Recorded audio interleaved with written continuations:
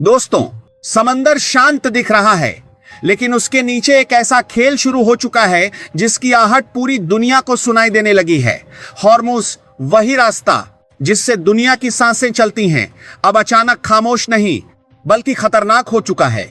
Iran ने एक ऐसा दांव चला है जिसे समझना आसान नहीं।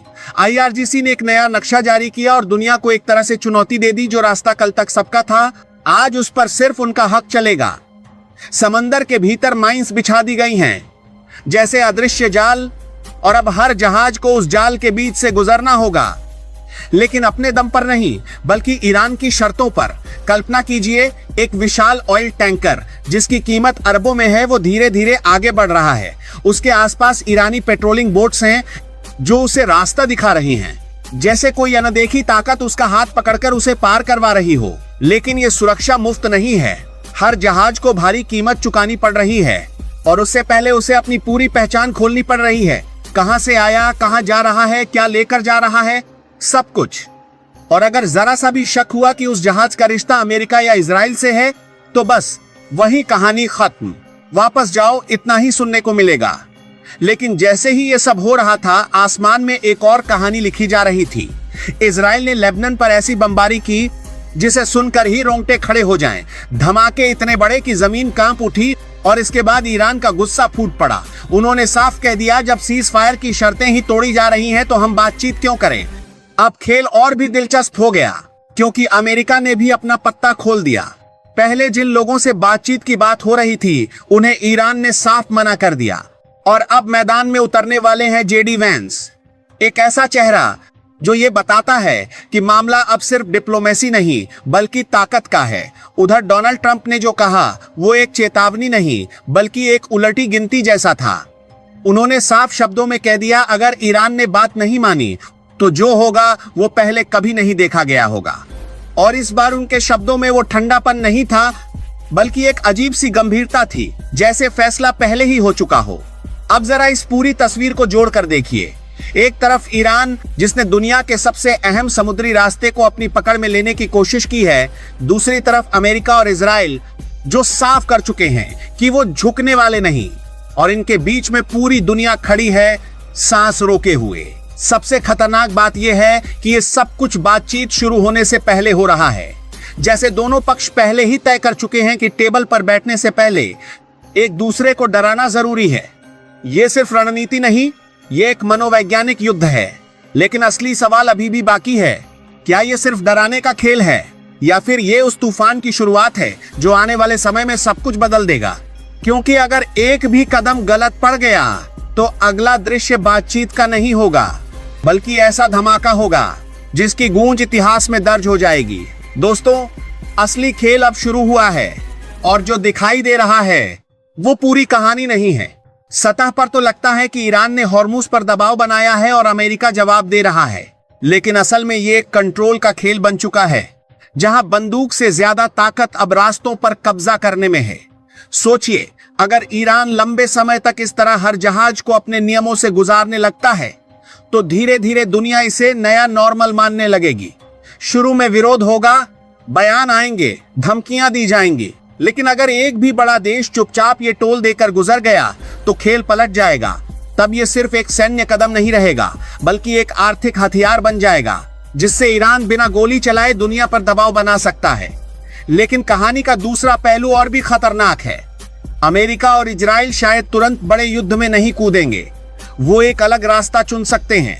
धीरे धीरे, चुपचाप, ईरान के इस सिस्टम को अंदर से तोड़ने का। साइबर हमले, गुप्त ऑपरेशन या अचानक किसी एक अहम पॉइंट पर स्ट्राइक, ताकि पूरा सिस्टम ही अविश्वसनीय बन जाए। अगर जहाजों को लगे कि ईरान के रास्ते में जाना सुरक्षित नहीं है तो यह पूरा मॉडल खुद ही गिर सकता है। और यही सबसे दिलचस्प मोड़ आता है, भारत, चीन जैसे देश। अगर ये देश खुले तौर पर ईरान के इस रास्ते का इस्तेमाल जारी रखते हैं तो दुनिया दो हिस्सों में बंट सकती है।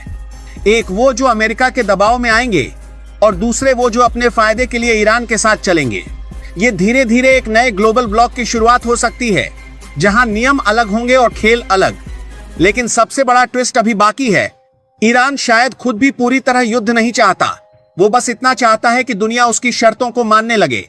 यानी वो डर का संतुलन बनाए रखना चाहता है, इतना डर कि सब झुक जाएं, लेकिन इतना भी नहीं कि पूरा युद्ध शुरू हो जाए। और ट्रंप का सख्त बयान वो सिर्फ गुस्सा नहीं है, वो एक परीक्षा भी हो सकता है। वो देखना चाहते हैं कि ईरान कितना आगे जाएगा। अगर ईरान थोड़ा भी पीछे हटता है तो अमेरिका इसे अपनी जीत बताएगा, लेकिन अगर ईरान अड्डा रहता है तब शायद एक छोटा लेकिन बेहद तेज और सीमित हमला देखने को मिल सकता है, जो सिर्फ एक संदेश देने के लिए होगा, हम अभी भी नियंत्रण में हैं।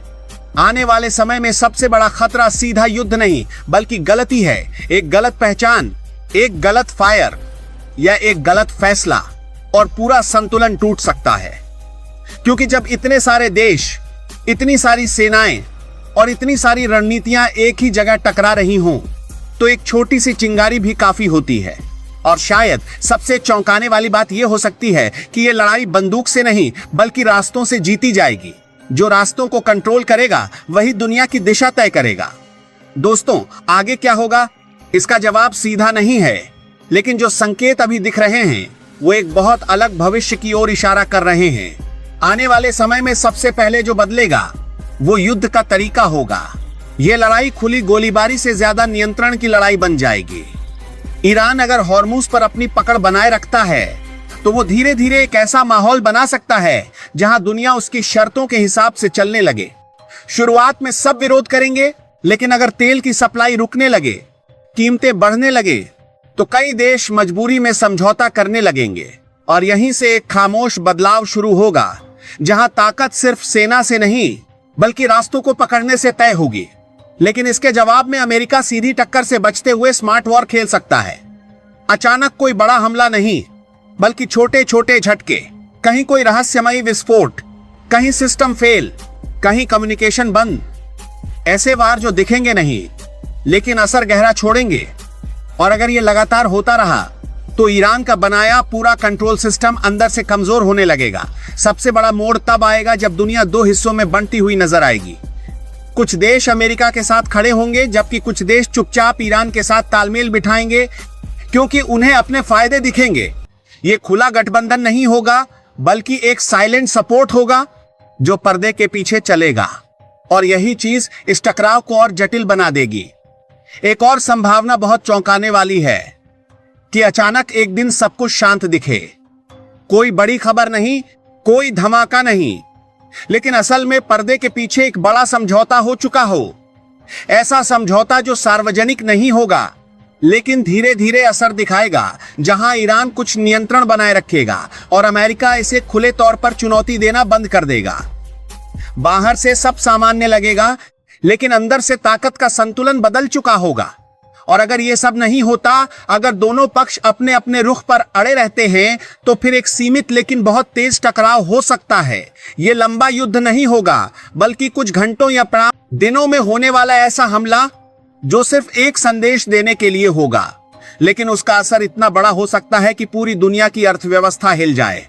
सबसे खतरनाक बात यह है कि भविष्य किसी एक बड़े फैसले पर निर्भर नहीं करेगा बल्कि कई छोटे छोटे फैसलों की चेन पर टिक होगा।